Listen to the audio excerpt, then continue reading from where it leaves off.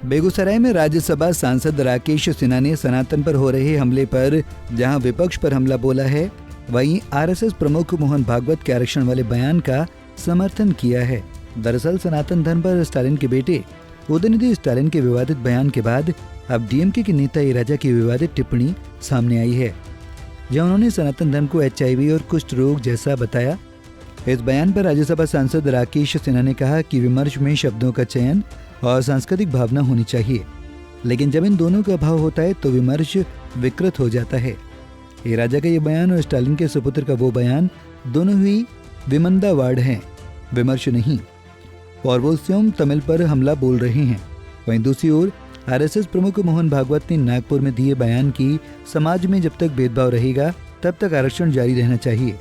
इस बयान पर राज्यसभा सांसद राकेश सिन्हा ने कहा कि मोहन भागवत जी ने सही कहा, उचित कहा और ये संवैधानिक तौर पर जारी रहना चाहिए जब तक कि समाज का हर व्यक्ति एक पायदान पर नहीं आ जाता।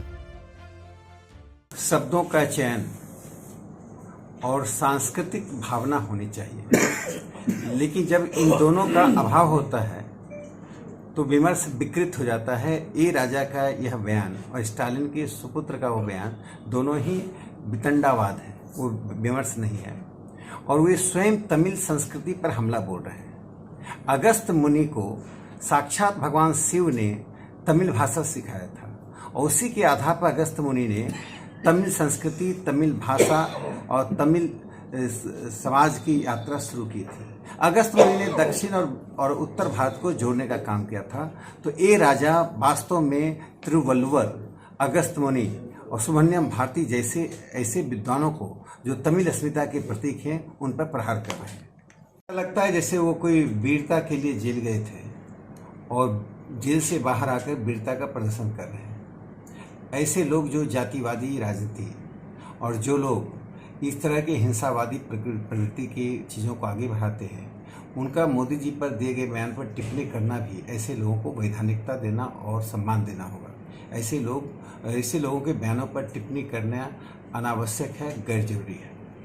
भारतीय सनातन समाज में भेदभाव का स्थान नहीं था, लेकिन प्रकारांतर में अनेक प्रकार की भेदभाव जाति के रूप में, अस्पृश्यता के रूप में आया और सामंतवादी व्यवस्था ने उस भेदभाव को और आगे बढ़ाने का काम किया है।